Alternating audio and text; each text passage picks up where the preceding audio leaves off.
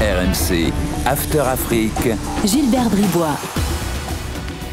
Bonjour à tous, bienvenue dans l'After Afrique, votre podcast de l'After dédié au football africain. Vous écoutez le 17e numéro de ce podcast inédit. Nous sommes à 2 mois désormais de la prochaine Coupe d'Afrique au Maroc qui démarrera le 21 décembre prochain. D'ici là, 2 fois par mois, vous le savez, l'After débat de l'actualité du foot africain avec des invités et avec Hamza Ramani qui est là comme lors de chaque podcast.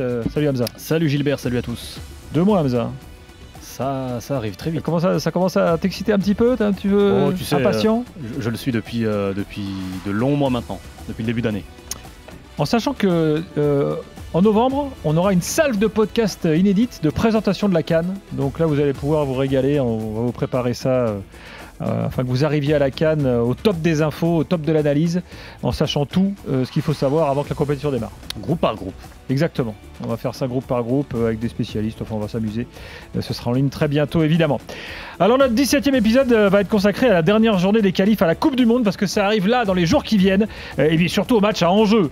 Évidemment, gros plan notamment sur le Bénin dans quelques instants, sur le Cameroun, sur Madagascar. Entre autres, on ira à Madagascar retrouver un journaliste malgache. On aura dans quelques instants un supporter camerounais bien connu de l'After. Et puis Modeste est avec nous. Il est venu dans notre studio, Modeste. Merci à vous pour le compte X Bénin Football. Exactement. Donc tu vas pouvoir tout nous dire du travail de Garlotte Rohr, de la légende Mickaël Poté. Avec grand plaisir. Parce que je n'avais pas prévu celle-là, ça m'est venu tout seul. Mais comme on le connaît bien, Mickaël. Qui a marqué l'histoire récente de l'After Afrique. Bah évidemment. L'After Cannes. Évidemment, Mickaël, dans tous les bons plans. Bon, les enjeux de la dernière journée. Alors on fera ça un peu groupe par groupe aussi, Hamza, pour tout savoir, hein, parce que là, c'est autant les qualifs sur les autres continents, là, c'est le début pour l'Europe, par exemple, on sait déjà pas mal de choses. L'Amérique du Sud, c'est réglé. Donc là, l'enjeu, là, sur les 15 jours qui viennent, c'est vraiment les qualifs africaines. Jean est avec nous, Jean qui est un auditeur fidèle de l'After, qui régulièrement est avec nous pour parler du Cameroun. Et je suis ravi de retrouver Jean parmi nous. Salut Jean. Bonjour, salut Hamza, salut Gilbert et bonjour tout le monde. Salut Jean. Bonjour. Bon, alors Jean, avant que tu nous dises si tu as peur ou pas, Hamza, un petit contexte autour du Cameroun pour tout savoir des enjeux là, des 2 matchs à venir. Oui, alors sauf miracle, il n'y aura pas de qualification directe pour le Cameroun qui compte 4 points de retard sur le Cap-Vert. Il y a eu cette défaite à Praia au mois de septembre qui aujourd'hui coûte très cher aux Camerounais. Le Cap-Vert est en tête du groupe D avec 19 points, le Cameroun 2e 15 points, la Libye est 3e avec 14 points. Donc vous l'avez compris, pour le Cameroun, l'important c'est de gagner les 2 matchs pour essayer de verrouiller la qualification via les barrages à ces barrages du mois de novembre et surtout ne pas perdre de points parce que derrière, il y a la Libye qui pousse très fort. La Libye entraînée, on le rappelle, par Aliou Cissé, qui accueillera notamment le Cap-Vert lors de la 9e journée, alors que de son côté, les Lions indomptables iront, je crois, c'est aux Seychelles pour y affronter les îles Maurice, avant de recevoir l'Angola. L'Angola, entraîné désormais par Patrice Baumel. Avec Total Énergie, vibrons ensemble sur RMC.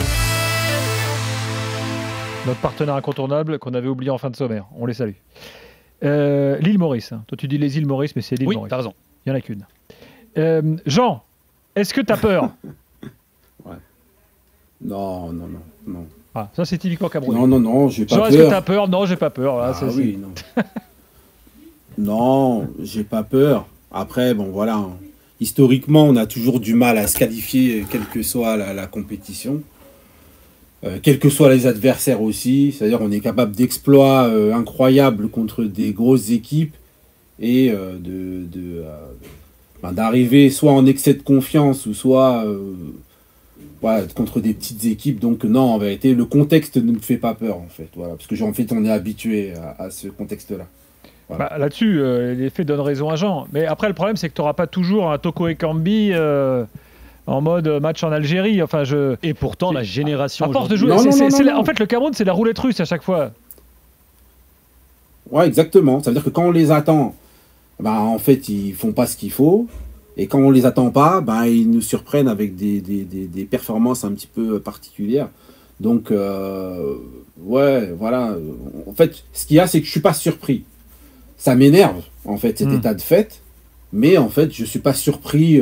J'ai pas à avoir peur plus que d'habitude, en fait. Voilà. Est-ce que tu penses que la situation qu'on connaît, on a fait une émission en After au Cameroun il y a quelques mois, est-ce que tu penses que la situation de conflit entre le sélectionneur et Samuel Eto'o, la tension un peu générale, explique cette campagne moyenne, ou alors de ton expérience camerounaise, même pas? Mais totalement et clairement, c'est voilà, c'est vraiment la chose à mettre en avant concernant ces contre-performances. Bon, voilà, hein, c'est pas une excuse, mais bon, à chaque fois, ils sont toujours dans des conditions qui sont particulières. Vous avez l'adjoint du sélectionneur qui peut qui a pas d'accréditation, pardon, pour qui est être en tribune à assis chaque fois, à côté voilà, qui est en tribune. Vous avez un conflit entre la fédération et certains joueurs. Et ça fait qu'en gros, et vous avez un sélectionneur qui est un peu lunaire aussi dans sa façon de faire, qui est dans ces histoires de conflit un petit peu. En fait, il y a plein de choses qui viennent se mêler avec de la politique et tout, donc ça donne ces performances qui sont un petit peu, voilà, en dents de scie, on comprend pas. Il n'avait pas fait jusqu'à présent, jusqu'au Cap-Vert, quoi. Vous avez des joueurs aussi, je pense par exemple à Carlos Baleba, qui, je pense qu'en fait, ces sollicitations qu'il a reçues durant l'intersaison d'été, là, avec la possible transfert et tout, ça a dû le perturber un peu, parce qu'on voit que même en club, il n'est pas très bon. Et par exemple, avec le Cap-Vert, il n'a pas été... voilà, donc il y a plein de trucs comme ça qui se font, qui expliquent en tout cas les performances du Cameroun actuellement. Et pourtant, la génération, tu parlais tout à l'heure de Toko Ekambi, avec tout le respect que j'ai pour celle qui s'était qualifiée justement en Algérie pour la Coupe du Monde, je trouve que depuis, il y a eu pas mal de jeunes joueurs qui ont renforcé cette sélection. Donc sur le papier, aujourd'hui, le Cameroun a une équipe plutôt sympa, mais c'est vrai que ce match clé au Cap-Vert, il coûte très cher. Il coûte très très cher, et désormais, t'es face t'es dos au mur et t'es dans l'obligation de gagner. Le problème, encore une fois, c'est que si tu ne fais pas 6 sur 6, ça va aussi dépendre des résultats dans les autres groupes, puisqu'aujourd'hui, au classement des meilleurs deuxièmes, on n'a pas rappelé le principe de qualification. Si vous vous qualifiez pas en tant que vainqueur de groupe, donc qualifié direct pour la Coupe du Monde, vous prenez les 9 groupes et vous prenez seulement les 4 meilleurs deuxièmes qui s'affronteront lors d'un barrage intercontinental. Et aujourd'hui, avant la 9e journée, le Cameroun est 5e, donc il est le premier non qualifié justement pour ces barrages. D'où l'importance de gagner les 2 matchs. Exactement, et si possible avec un score fleuve, parce que par exemple le 4e de ces qualifiés, c'est le Burkina Faso qui a aussi 15 points comme le Cameroun, mais qui a 2 buts d'avance sur le Cameroun. Donc on va entrer aussi dans une espèce de calcul à chaque match. Donc pour le Cameroun, la priorité, c'est vraiment de gagner les 2 matchs, et notamment celui à domicile face à l'Angola. Bon. C'est pour Jean. Ça aussi que ce serait bien, par exemple, que ce fameux sélectionneur-là, qui est plus dans le conflit avec Samuel Eto'o qu'autre chose, il retrouve un peu sa lucidité. Par exemple, je vous donne un exemple précis. Vincent Aboubakar fait partie de ces fameux joueurs qui sont des anciens, c'est le capitaine actuel, mais le gars, il n'avait pas de club, en fait. Il est sélectionné, il n'avait pas de club. C'est-à-dire que tu es sélectionné, tu n'as pas de club. Vous avez un joueur qui s'appelait Carleta Eyong, là, qui vient d'être pris seulement maintenant, et qui enchaîne les buts, et dont on voit justement des possibles contacts avec le FC Barcelone. Voilà, c'est des possibles contacts, c'est ce que j'ai vu circuler, mais il n'était pas sélectionné jusqu'à présent. C'est-à-dire qu'il y a des joueurs qui, parce qu'ils sont anciens, même sans club, ils sont sélectionnés, dont Vincent Aboubakar, qui était là au match contre le Cap-Vert aussi, et d'autres joueurs qui brillent et qui attendent d'être sélectionnés, qui eux, non, on ne les calcule pas. C'est pour ça que je vous dis que c'est vraiment nous qui nous mettons seuls dans cette situation. Là-dessus, Jean, je vais défendre un peu Brice. Parce que, alors, il a défendu Aboubakar, j'ai vu, il a dit oui, effectivement, il est moins bien, mais moi, alors, parce qu'en fait, sans doute que pour lui, dans la vie du vestiaire, dans la vie du groupe, c'est un mec important, parce que c'est un peu l'ancien. Non, mais c'est sans doute pour ça qu'il. Moi, j'essaie de comprendre, tu vois, effectivement, sportivement. Rappelle-toi de Deschamps, Deschamps lui a dit pendant des mois, si tu veux venir en équipe de France, faut jouer. Et quand Giroud était sur le banc, il venait quand même, tu vois. Oui, mais c'est Giroud. Là, Aboubakar à l'échelle du Cameroun, c'est un mec important, Non, mais mais tu peux être important, mais il prend pas Giroud s'il a pas de club. Ça n'existe pas. Pourquoi nous, on devrait accepter justement que c'est Aboubakar, donc si t'as pas de club, tu joues pas, c'est tout. Il y a des gens qui viennent et qui sont là, on prend les gens par rapport à la performance. C'est pas parce que c'est Aboubakar ou parce que c'est Giroud. C'est Giroud, certes, mais il a un club. pas il a pas de club. Ça n'existe pas en fait. Et Young, Donc, dont je tu vois pas parles, pourquoi. apparemment, il y a aussi des histoires parce qu'apparemment, il avait un peu rechigné à venir en sélection. Ce Brice avait expliqué ça. Ouais, mais on va toujours dire ça et tout. Oui, effectivement. Bah, vous en avez d'autres. Hein. Un jeune qui s'appelle Christian aussi, Kofan, qui joue en Allemagne aussi. Qui, Leverkusen, pour non l'instant, voilà, exactement. Qui pour l'instant ne vient pas. Hmm. Mais tout ça, en fait, c'est dû au flou qu'il y a dans cette sélection-là, en fait. Comme il y a trop de problèmes, il y a des joueurs, en fait, et c'est normal, et je les comprends, qui n'acceptent pas pour l'instant de venir dans un bordel comme ça. C'est pas Toi, t'es possible. plutôt team, ils attendent. team Eto'o ou team Brice? Moi, je suis team aucun des deux. Moi, je suis team Cameroun. Team Cameroun. Et en fait, Bah oui, il a raison. Contrairement à eux, en fait. Et eux, justement, et c'est ce que je pense qui est le problème, c'est que justement, il y a une team l'un ou l'autre. Tu vois. Et moi, je suis ni team l'un ou l'autre. Il y en a un qui protège ses intérêts et qui veut rester président de la FECAFOOT. L'autre qui a été désigné par le ministre. Et comme il y a les élections actuellement, s'il y a une espèce de bisbille entre les deux. Et moi, en réalité, je suis pour que le Cameroun puisse briller à nouveau. Oui, d'ailleurs. Il n'y en a aucun des deux, avec ces conditions dans lesquelles ils nous mettent, qui amènent de la sérénité. Voilà. D'ailleurs, il y a un truc, hein, parce qu'il y a le Cameroun n'est pas seul d'être à la Coupe du Monde, mais le Cameroun est à la CAN. Il y a la présidentielle au Cameroun qui arrive là dans les semaines qui viennent. Imaginons que le ministre des Sports ne soit plus ministre des Sports. Rien n'est moins sûr. Tu ne sais pas si Brice va être là à la CAN. Hein. Parce que justement. Le père Eto'o, dès qu'il va pouvoir s'engouffrer dans le truc pour reprendre le pouvoir, il va y aller. Mais on n'est pas à l'abri de ça du tout. C'est pour ça qu'en fait, voilà. C'est pour ça que je vous dis que c'est vraiment... c'est le contexte qui vient et qui fait qu'il y a ça, en fait. C'est qu'on est sûr de rien du tout. Voilà. Est-ce que le sélectionneur va être encore là? Un coup, vous entendez que le sélectionneur fait une lettre de démission à un moment donné qu'il envoie. En fait, c'était pas lui. En fait, c'est pas vrai. En fait, comment vous voulez évoluer dans un contexte en tout cas, ce qui est sûr, c'est que le Cameroun doit battre l'île Maurice. Reste à voir sur quel score. On espère, hein. Et après, l'Angola, a priori, est en dessous, hein, même si l'Angola aussi est qualifié pour la CAN. Mais le problème, c'est que lorsque, par exemple, on parle de l'Angola, nouveau sélectionneur, on ne sait pas quoi va Patrice ressembler Bobel, cette équipe. qu'on connaît bien dans la et l'Angola, de toute façon, ne se qualifiera pas en tant que meilleur deuxième, parce qu'ils sont vraiment décrochés avec 10 points, me semble-t-il. Mais tu es en préparatif Coupe d'Afrique des Nations quand tu es l'Angola. Oui, mathématiquement, ils peuvent encore. Imagine, ils ont 16 points et les autres s'écroulent. À 16 points, tu passeras pas. Le Cameroun, aujourd'hui, on a 15 et ne fait pas partie des 4 meilleurs. C'est réglé alors. Oui, pour l'Angola, c'est terminé. Mais effectivement, il y a toujours un danger lorsque tu affrontes une équipe qui a un nouveau sélectionneur et tu ne sais pas vraiment à quoi t'attendre. Donc effectivement, l'impératif pour le Cameroun, c'est vraiment les 6 points.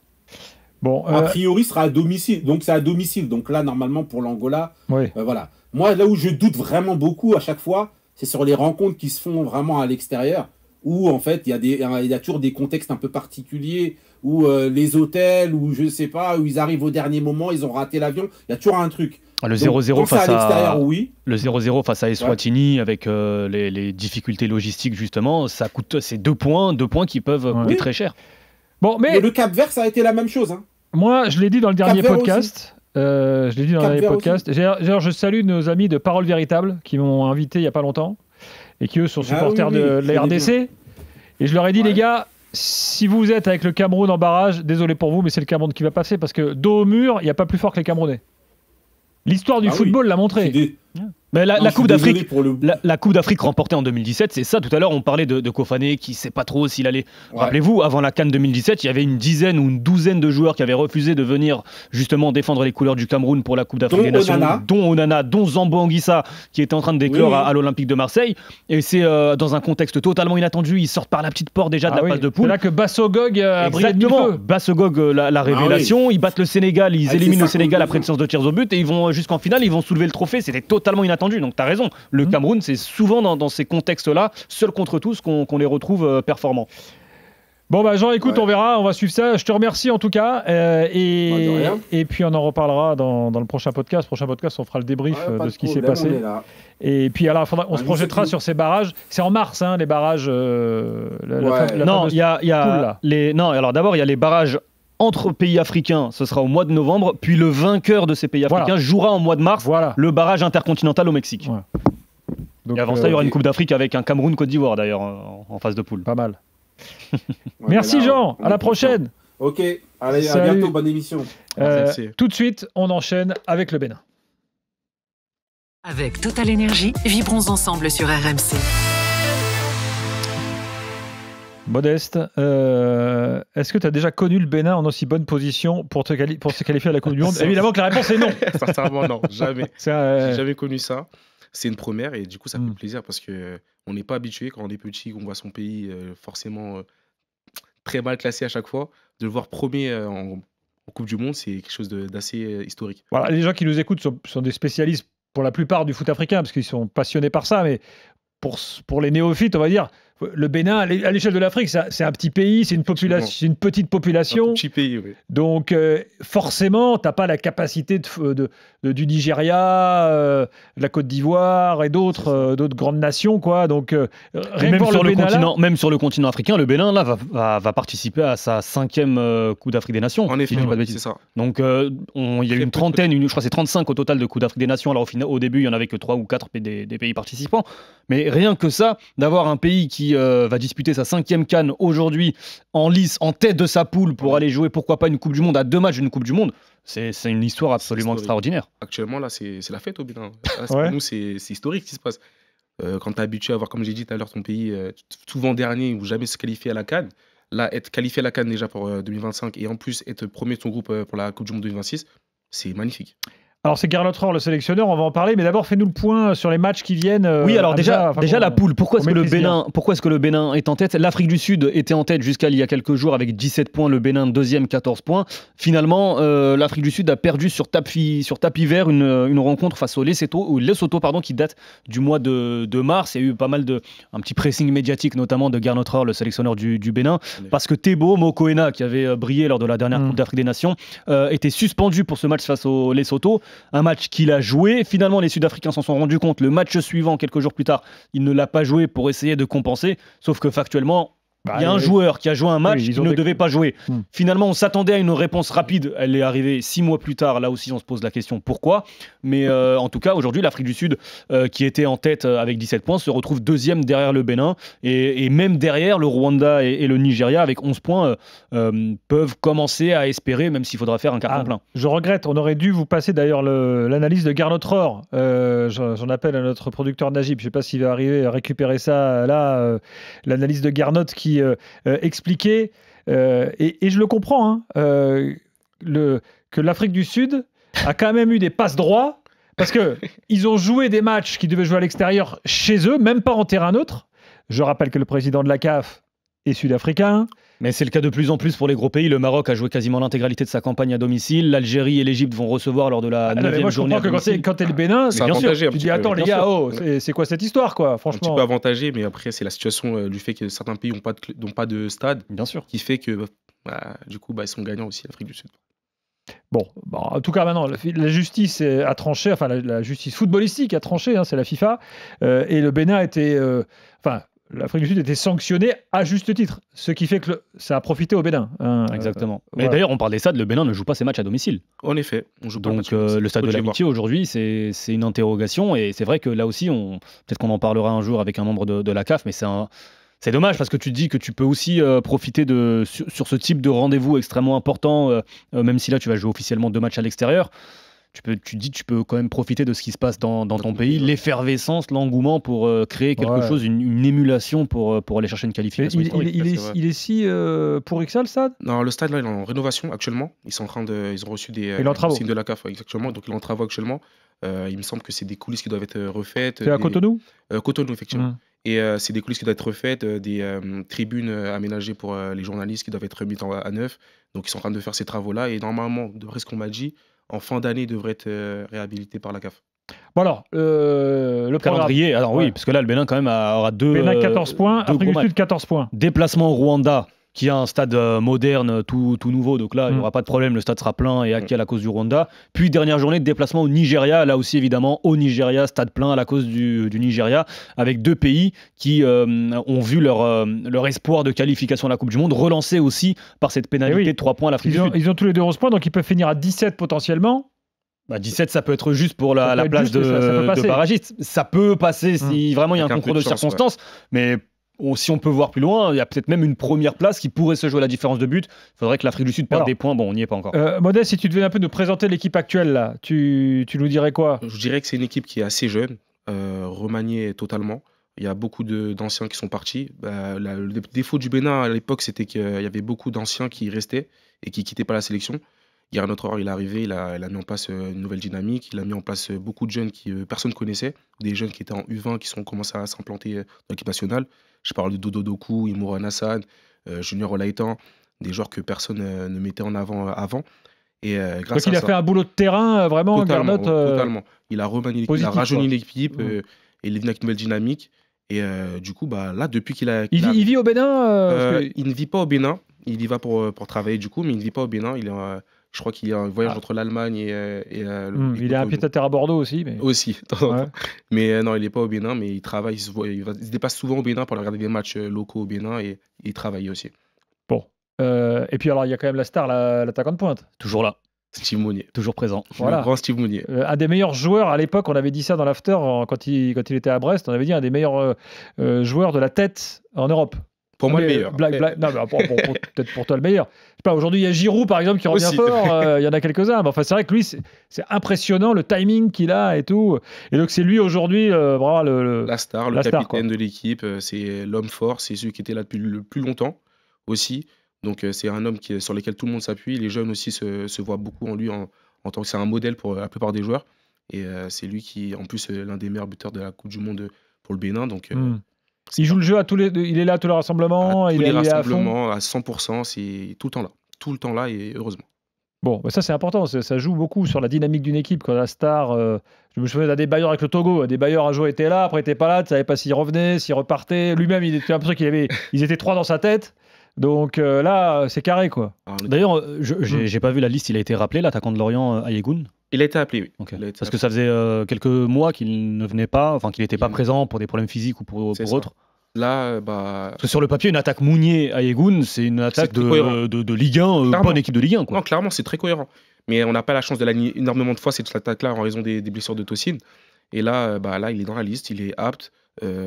Récemment, j'ai vu le match de Lorient, je suis allé le voir, il est en pleine forme, donc même lui il m'a dit qu'il était apte pour ce match. Pour ton contexte, tu vas voir un peu les internationaux, tu suis? C'était à Paris, je suis à côté de Paris, j'en ai profité. Parfait. Mais oui, donc non, il est apte, il est en super bonne forme et on espère qu'il sera utile pour les 2 matchs qu'on va jouer. Bon, alors, Rwanda, Nigeria, franchement, le programme, il est compliqué quand même. Hein. Bien sûr. T'as les matchs de l'Afrique du Sud pour comparer? Alors, on va chercher ça de suite, mais les Sud-Africains ont un calendrier assez abordable, avec du coup 2 matchs à domicile, un officiellement à l'extérieur, mais sur le territoire sud-africain. Voilà. Déplacement à domicile, je crois, à Durban, pour y affronter le Zimbabwe, et dernier match à domicile face au Rwanda. Donc, le Zimbabwe, évidemment, qui est déjà éliminé. Les compétitions FIFA... faut regarder toujours la différence de but, parce que c'est la différence de but qui fait foi. C'est pas les confrontations particulières comme un UEFA. Hein. C'est comme ça qu'on distingue. UEFA, c'est toujours goal average particulier. FIFA, c'est goal average général. Et là, le Bénin est à +4, l'Afrique du Sud à +3. Il faudra regarder aussi, parce que ça peut jouer pour la première place. Hein. Donc, mais la vraie question, moi, que j'ai envie de te poser, Modeste, est-ce que tu penses aujourd'hui que le Bénin est en capacité de gagner ces 2 matchs au Rwanda et au Nigeria? Parce que là, tu mettrais vraiment la pression sur les Sud-Africains qui seraient obligés de faire un gros score déjà sur le premier match face au Zimbabwe qui est dernier du groupe. Là, sincèrement, moi, si je dois être objectif, je pense que le Bénin peut gagner le premier match, mais aura du mal sur le second match contre le Nigeria. Derby. Ouais, c'est un derby, c'est un match qu'on n'a pas l'habitude de gagner. On a 6 défaites contre le Nigeria, 2 victoires uniquement.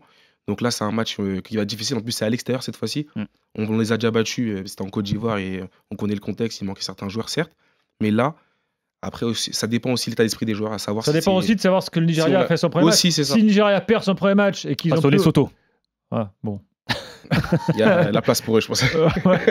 Parce que si non, mais le Nigeria, on ne sait pas vraiment à quoi s'attendre avec eux depuis le Nigeria d'Eric Shell, évidemment. Quand tu t'appelles Eric Shell, tu es sélectionneur du Nigeria, premier pays pétrolier d'Afrique, c'est logique. Voilà. Oui. Ouais. Ah oui. Mais c'était écrit. Pour revenir sur le Nigeria, par exemple, l'un des matchs, je crois que c'était au mois de mars ou au mois de juin face au Zimbabwe, où franchement, bon, c'était Eric Shell venait d'arriver, il essayait des choses et tout. Bon, le Nigeria faisait son match, il menait 1-0 et finalement, égalisation du Zimbabwe dans le temps additionnel. Donc cette équipe, elle est encore aujourd'hui fragile. C'est vrai. À voir si ils peuvent eux-mêmes se mettre dans la difficulté et perdre des points. Quelque chose à jouer. Moi, je pense qu'il y a quelque chose à jouer pour ce match-là. Même si après, ça dépend du premier match qu'on va faire contre le Rwanda. Du coup, si on gagne contre le Rwanda, forcément, l'état d'esprit sera différent. On se dira que c'est une finale. Là, clairement, c'est une passe pour la Coupe du Monde qualificative. Donc, il faut voir l'état d'esprit à partir de ce match-là. Mais tu as raison d'évoquer l'aspect psychologique en cas de victoire sur le premier match face au Rwanda, parce que ça peut jouer beaucoup à titre de comparaison, comparaison que certains vont peut-être trouver pas forcément viable, mais en 2009, pour les qualifs Coupe du Monde 2010, l'Algérie était dans la poule de l'Égypte, double championne d'Afrique, donc c'était l'Algérie qui était perdue depuis de longues années, qui avait juste joué un quart de finale de Coupe d'Afrique en 2004, qui affrontait l'ogre égyptien, ça s'est joué sur le dernier match, il y avait eu des incidents, etc. Mais l'état d'esprit du groupe, en fait, ça se transcende. C'est le match d'une vie. Et pour les Béninois, ce sera le match d'une vie si tu parviens à battre le Rwanda, d'affronter comme ça le Nigeria. C'est exactement ça. Et l'an dernier, le Bénin avait perdu au Rwanda déjà. En effet. Perdu au Rwanda. On a retrouvé Garlot Rohr, donc qui commentait la décision de la FIFA de sanctionner l'Afrique du Sud. Écoutez, il balance quelques petits tacles glissés comme il savait le faire quand il était joueur. Bonsoir et bonne journée pour le Bénin parce qu'on se retrouve d'un seul coup premier de notre groupe. Ça a mis du temps parce que depuis 6 mois déjà que la FIFA aurait dû prendre cette décision, ça a été pris que maintenant. Mais toujours est-il qu'on se retrouve en tête de ce groupe, mais il faut surtout pas se griser, pas d'euphorie. Nous avons le plus dur qui commence avec ces 2 matchs loin de nos bases à Rwanda et au Nigeria. Alors qu'en même temps, l'Afrique du Sud peut jouer encore une fois ces 2 matchs à domicile. Ils auront fait sur les 10 matchs de notre groupe 7 matchs en Afrique du Sud. Donc c'est vraiment incroyable l'avantage qu'ils avaient, compte tenu que le Zimbabwe et les Lesotho ne pouvaient pas jouer dans leur stade, comme nous d'ailleurs. Ils ont dû jouer en Afrique du Sud leur match à domicile contre l'Afrique du Sud. Bref, on va quand même tout faire pour y arriver. Pas d'euphorie, beaucoup d'humilité. Ça sera difficile, ils resteront les favoris puisqu'ils reçoivent 2 fois. Mais on a tout entre nos mains, voire entre nos pieds.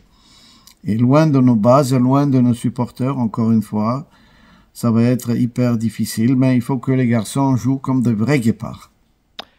Voilà, les guépards du Bénin. Bon, on a bien compris que, c'est ce que je disais tout à l'heure, hein, il nous fait comprendre que l'Afrique du Sud, ils ont bénéficié de passe-droit assez étonnants quand même. C'est ça. Et il a très bien expliqué d'ailleurs, ça va pas être facile, il est franc, il dit la vérité, il dit la réalité. On est premier certes, mais il ne faut pas non plus dire qu'on est qualifié. Il y a encore un long parcours à faire, des gros matchs qui arrivent. Et on n'est pas à l'abri de perdre notre première place aussi. Ouais, alors Modeste, il y a même un scénario, excuse-moi, hein, mais il y a même un scénario, le Bénin se retrouve sans rien. Parce que, on le disait, la course à la deuxième place va être compliquée entre tous les groupes. Aujourd'hui, à titre de comparaison, l'Afrique du Sud, qui est deuxième de cette poule avec 14 points, est avant-dernier de l'ensemble des deuxièmes. Voilà, 14 points, il faut vraiment faire un carton plein. Donc là, c'est qui tout doux pour le Bénin, en fait. Aussi, il faut ramasser le plus de points possible. Et là, ouais. C'est le feu, là, au Bénin. Les gens sont comme des fous avec ça. Ils sont enthousiastes. Ils sont pas très réalistes non plus, mais ils sont très enthousiastes. Ils jouent à la Coupe du Monde, tu veux dire? Oui, ils rêvent de Coupe du Monde, et c'est normal, ça se comprend. C'est le moment de rêver. Ah oui. C'est le moment de rêver, c'est sûr. Mais après, il y a aussi ceux qui sont terre à terre, qui se disent que ça va être 2 matchs compliqués. En plus de ça, il faut pas oublier le fait qu'il y a beaucoup de joueurs qui sont sur le coup d'une suspension, qui ont des cartons jaunes et qui peuvent donc en plus de 9 au total. 9 au total qui risquent de. Ah mais là, franchement, ça commence à devenir compliqué là. Bah, et dans les 9, t'as combien de vrais titulaires? J'en ai. Là, de tête, j'en ai 6. J'en ai 6 de tête. Il me semble qu'il y a Imran Hassan, Tijani, Yohan Roche, qui sont les 2 défenseurs centraux. Après, je n'ai pas tous les noms en tête comme ça, mais c'est vrai qu'il y en a un paquet qui. Saturnin Alagbé? Alagbé, non. Alagbé qui. Ouais, c'est important d'avoir un gardien fort sur ces matchs-là. Alagbé, il est sur le banc, il n'est pas titulaire du tout. Il est plus titulaire? Non, il est plus titulaire au Bénin. C'est Marcel. J'ai la liste. Cécile Almeida, Yohan Roche, Jodel Dossou, Rodrigue Kossi, Mohamed Tijani, Samadou Atidjikou, Imran Hassan, Junior Olaitan et Cédric Outunji. Ouais, donc, pas mal. Quasiment titulaire, la plupart des titulaires. Modeste, bon là, franchement, si tu vois ça, match à l'extérieur, en plus l'Afrique du Sud qui potentiellement peut faire mieux que toi. Non, après, je dis pas que ça relève de l'exploit, mais le truc, il faut quand même que tout s'aligne. Hein. Le truc, c'est qu'après, on y croit. On n'a rien à perdre au final. Nous, on est premiers au classement. On sait que si on veut rêver une Coupe du Monde, faut des matchs, il faut les gagner. On a eu un peu de chance avec le fait que l'Afrique du Sud perd des points, mais on a déjà battu Nigeria dans le passé. On doit se baser sur ça pour ensuite rebondir et faire des exploits. On doit faire ça. Le plus important, vraiment, c'est pas avoir de regrets. C'est ça. Pas avoir de regrets sur un carton rouge après 3 minutes qui te tue ou une erreur défensive à la 90 qui te... Voilà, jouer les matchs à fond et puis après on verra. De toute façon, le Bénin n'est pas programmé pour disputer une Coupe du Monde. Donc là, c'est que du bonus finalement. Tu joues 2 finales. Bah oui. On n'a rien à perdre au final. On n'a rien à perdre. Alors, il y a une histoire. Bon, toi, tu la connais sans doute par cœur, mais ceux qui nous écoutent, peut-être pas. C'est l'histoire du surnom. Parce que moi, les guépards, c'est un bel animal. Mais avant, vous étiez les écureuils. Pendant longtemps. Pendant longtemps, vous étiez les écureuils. C'est mignon, un écureuil, c'est sympa et tout. Mais ça faisait pas très guerrier. En effet. Et donc, le Bénin a voulu changer. Et alors, ça s'est joué quand même au Conseil des ministres, cette histoire. Aussi, c'est très très haut. Hein. Très très haut, cette affaire. Et alors, je me souviens qu'à l'époque, notre ami dont on parlait tout à l'heure, l'attaquant de Brest, Steve Mounier avait dit « Je suggère les pitons ». Oui, en référence à un temple au Bénin, Ouida, qui est le temple des pitons, et c'est un emblème aussi chez nous. Donc, c'était une bonne proposition. Pourquoi pas? C'était une très bonne proposition. Finalement, maintenant qu'on connaît le lien, effectivement, tu te dis c'est pas mal. Ça se comprend mieux. Finalement, c'est les guépards qui a été. Parce qu'ils se disent que c'est féroce, que ça fait peur un peu à l'adversaire. Donc, pourquoi pas? Bon. Est-ce qu'un match s'est déjà gagné sur un surnom? Bah, excuse-moi, mais les Fennecs, par exemple, ça fait peur à personne. Hein. Et pourtant, ils ont gagné la champion d'Afrique, t'imagines? Comme quoi. Non, mais je sais pas, ça a fait des histoires au Bénin. Il y en a beaucoup qui trouvaient ça ridicule, mais d'autres qui étaient attachés au surnom parce qu'ils disaient que le surnom en soi, ça ne veut rien dire. Ah oui, exactement. C'est comme ça. On a commencé avec les écureuils, autant finir avec les écureuils, et d'autres qui voulaient quelque chose de beaucoup plus féroce. Donc, c'était mitigé. Je ne crois pas qu'il y ait une équipe d'Afrique qui a un serpent en. Ça me dit rien. Même moi non plus, ça me dit rien. Non, il n'y en a pas. Bon, écoute, ça aurait pu être une première. Et concernant la Coupe d'Afrique des Nations, très rapidement, il y a des objectifs quand même côté béninois. Je rappelle la poule Sénégal, République démocratique du Congo et Botswana. C'est ça. C'est passé le premier tour ou c'est Passer le premier tour et essayer de faire mieux que les quarts de finale. C'est l'objectif, clairement. Quart de finale 2019, après avoir battu le Maroc. C'est l'objectif affiché. Si vous souhaitez suivre l'actu du foot béninois, vous allez sur le compte donc Bénin Football, animé par moi. T'es tout seul Tout seul pour l'instant. Très bien. Bon, bah, il y aura qualification pour la Coupe du Monde. S'il y a des bonnes volontés béninoises, il y aura plus de monde, j'espère. Faites-vous connaître. Modeste, reste avec nous, on va parler de Madagascar dans quelques secondes. Avec grand plaisir. Avec Total Énergie, vibrons ensemble sur RMC.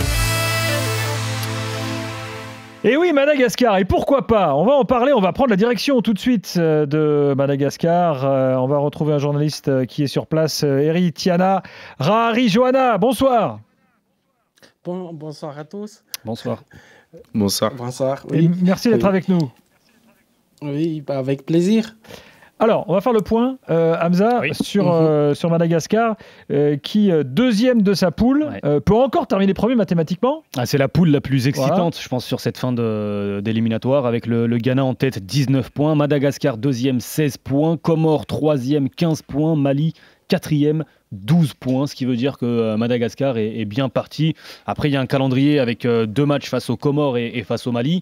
Mais il y a un monde où Madagascar est l'un des représentants africains pour la prochaine Coupe du Monde. Alors, Eri, quel est l'état d'esprit général à Madagascar sur cette qualif? Est-ce que, comme au Bénin, l'excitation est là? Oui, après, depuis la CAN, vous savez que l'euphorie, c'était chaud à Madagascar. Ah oui. Et puis après, à chaque fois qu'on participe à une compétition, on essaie de reproduire l'exploit. Et après, ici, maintenant, être deuxième, on n'y croyait pas au début, mais là, après les 2 dernières victoires, on y croit un peu, même si ça ne dépend plus de nous, ça ne dépend plus que de nos résultats, ça dépend aussi de et oui, parce que si le Ghana gagne les 2 matchs, résultats de Ghana, et voilà, mais on y croit, on croit qu'on peut encore être à la première place, mais toutefois on espère aussi, et là on est en bonne voie d'être parmi les meilleurs deuxièmes. Donc pour la première place, on n'est pas vraiment confiant, vu que le Ghana, les adversaires du Ghana, ce sera le Comore et la Centrafrique, mais On va faire tout nos possibles pour gagner les 2 derniers matchs. Comme ça, même si on n'aura pas la première place, on sera sûr qu'on sera parmi les meilleurs deuxièmes. Exactement, c'est ce que je voulais évoquer, c'est qu'aujourd'hui, Madagascar a son destin entre ses mains pour terminer meilleur deuxième. Le Madagascar aujourd'hui est deuxième des meilleurs deuxièmes avec 1 point d'avance sur le Burkina Faso, le Cameroun, Namibie et Ouganda, ce qui veut dire que si Madagascar gagne ces 2 matchs, ils seront, quoi qu'il arrive, qualifiés pour les barrages de la Coupe du Monde. Bon, 2 matchs qui sont Oui. Je le disais tout à l'heure, Comores et Mali. Voilà, Comores et Mali. Alors le Mali, d'ailleurs, c'est le fiasco total de ce groupe. Hein. On les attend toujours et malheureusement pour les Aigles, ça ne passera pas. Moi, j'ai une question justement parce qu'on en a parlé il y a quelques semaines de cette sélection de Madagascar avec le championnat d'Afrique des Nations où, on rappelle, ils ont été en finale battus par le Maroc. Il y a évidemment un élan, je l'imagine, autour de cette sélection. On avait vu les images de l'IS à Antananarivo et un peu partout à Madagascar. Moi, ma question, c'est est-ce qu'aujourd'hui, cette sélection malgache, cette sélection A malgache qui va jouer sa place en Coupe du Monde au mois d'octobre, est-ce qu'elle s'appuie aussi sur des joueurs qui étaient présents lors du championnat d'Afrique des Nations et qui ont perdu cette finale du CHAN ? Oui, et bien sûr, le coach, il a appelé 7 joueurs parmi les joueurs qui ont participé à la CHAN. Même si forcément ils ne vont pas tous être titulaires, mais il veut donner de la place aux joueurs locaux. Maintenant, il y en a 3 qui ne jouent plus ici après la CHAN, mais le coach, il veut donner de la place aux joueurs qui ont participé à la CHAN parce que c'est exactement ça ce que la fédération essaie de faire, de promouvoir les joueurs qui jouent à Madagascar pour qu'ils puissent après continuer à évoluer ailleurs. Mais maintenant, on ne va pas... Je suis sûr que le coach il ne va pas miser sur les joueurs locaux, mais il va donner de la place à ces joueurs-là pour qu'ils puissent évoluer dans cette groupe. Voilà. Un coach qu'on connaît bien, Corentin Martins, qu'on a eu dans l'After Afrique, exactement, qui a été avec nous. C'est juste après sa nomination. C'était en mars dernier. Il était là, Corentin Martins. Je me souviens, il lui disait pour l'instant, j'avoue que j'ai pas encore eu le temps de découvrir, de voir ce qu'il en est et tout. Il est souvent sur place. Je pose la question parce que c'est important, souvent pour le football local, d'avoir un sélectionneur qui vit sur place. Tout à l'heure, Modeste nous disait que Garlotror faisait quelques allers-retours. Est-ce que Corentin Martins est toujours à Madagascar ? Pour le moment, là, il est en Côte d'Ivoire, mais avant, à chaque regroupement, il reste ici pendant quelques moments pour observer les joueurs qui jouent dans notre championnat. Il fait des va-et-vient aussi en France ou en Europe pour suivre de près les joueurs qui jouent à l'extérieur, mais il ne vit pas quasiment ici à Madagascar pour le moment. Alors, tu parlais du CHAN. On parle juste de Côte d'Ivoire parce que le match entre les Comores et Madagascar sera en Côte d'Ivoire. C'est pour ça que Corentin Martins est. La Côte d'Ivoire accueille aussi beaucoup de matchs comme le Maroc. Parlons un peu du niveau du championnat parce qu'effectivement, si tu vas loin au CHAN, ça veut dire que tu as un championnat de qualité. Finaliste là et demi-finaliste il y a 2 ans en Algérie. Championnat de Madagascar, franchement, honnêtement, on n'en parle jamais. C'est vrai. Parce que tu vois jamais un club malgache aller loin dans les compétitions de clubs, par exemple. Oui, la preuve, la dernière fois, lors de la Coupe de la Confédération et la Ligue des champions africaine, nos deux équipes sont été éliminées dès la première Premier tour, oui, la première tour. Donc, on peut pas dire que c'est la qualité de la championnat qui nous a emmenés en finale lors de la CHAN. C'est plutôt l'état d'esprit et la solidarité de l'équipe technique, les staffs techniques, les staffs médicaux et les joueurs. C'est ça qui nous a menés à ce stade-là. C'était pas vraiment la qualité parce que il faut l'admettre, le championnat c'est pas parmi les meilleurs en Afrique, notre championnat. Donc, il a fallu qu'on cherche quelque chose de positif dans ce qu'on avait. Alors, on a exploité ces points forts. Donc, c'est ça qui nous a mené en finale, ou lors de la précédente édition, on était en troisième place. C'était pas la qualité des championnats, c'était plutôt la qualité de l'état d'esprit et des techniques, des particuliers des joueurs qu'on avait, et aussi le coach qui a su faire passer ça aux joueurs. Eric, qui est la star aujourd'hui de l'équipe, la star de la sélection en équipe A? Oui. Oui, en équipe A maintenant, c'est le jeune El Hadari, comme vous le savez, El Hadari Ilan qui est maintenant prêté à Valenciennes, mais c'est un joueur du Paris FC depuis 2024. Non, début 2025. Et voilà, c'est lui la star. C'est un peu la star. C'est pas trop, il n'est pas trop la star, mais c'est un peu comme ça qu'on va dire, parce que c'est lui qui fait la différence avec l'équipe à chaque fois qu'il joue, à chaque fois qu'il. Là, tu cites pas Ravelo Son, qui était l'ancien Auxerrois, par exemple. Oui, il y a aussi Ryan Ravelson qui a de l'expérience avec sa qualité.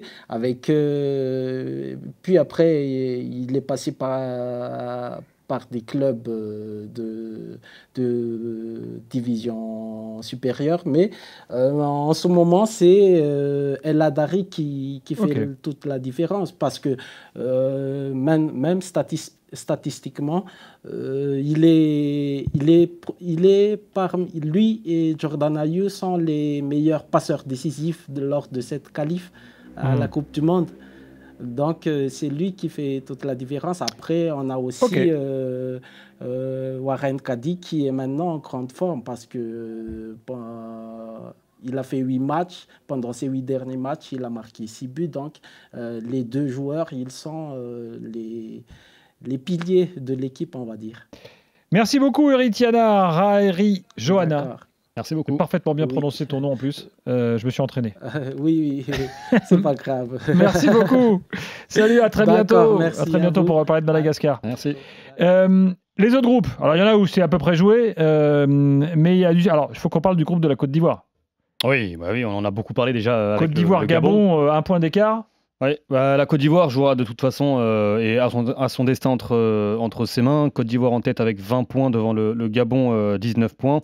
Et la Côte d'Ivoire a son destin entre ses mains, puisqu'il y aura 2 matchs et 2 victoires suffiront. Ce sera face aux Seychelles dans un premier temps, puis face au Kenya. Donc 2 victoires assuraient la qualification pour les champions d'Afrique à la prochaine Coupe du Monde. Bon, après, mais le Gabon devrait, selon toute vraisemblance, se qualifier en tant que meilleur barrage. Avant. C'est ça, 19 points, une victoire, ça ferait 22. Ça devrait suffire pour le Gabon. Ils vont surveiller les Ivoiriens, bien sûr. Gabon, on en a parlé longuement la dernière fois, avec son attaque potentielle de feu. Aubameyang, Bouanga. Aubameyang, Bouanga, c'est pas mal quand même. À l'échelle de l'Afrique.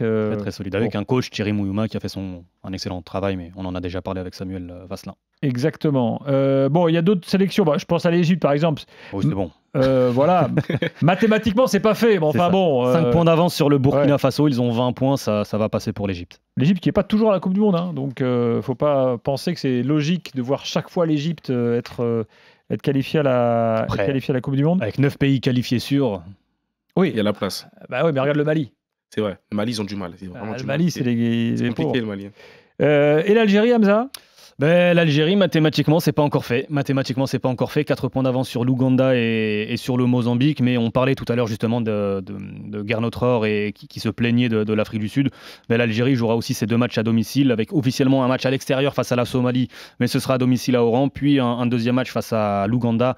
Donc une victoire et ce sera la qualification assurée pour les Algériens. Bon, dans le groupe H, la Tunisie, elle est déjà qualifiée. Et puis il faut qu'on dise un mot quand même du duel à distance entre Sénégal et RDC, évidemment. Bien sûr. On en parle la dernière fois. Le Sénégal qui compte 2 points d'avance sur la République démocratique du Congo. Le Sénégal qui ira d'abord au Soudan du Sud avant d'accueillir la Mauritanie. Et donc 2 victoires, ce sera suffisant. De son côté, la RDC se déplacera au Togo avant d'accueillir le Soudan.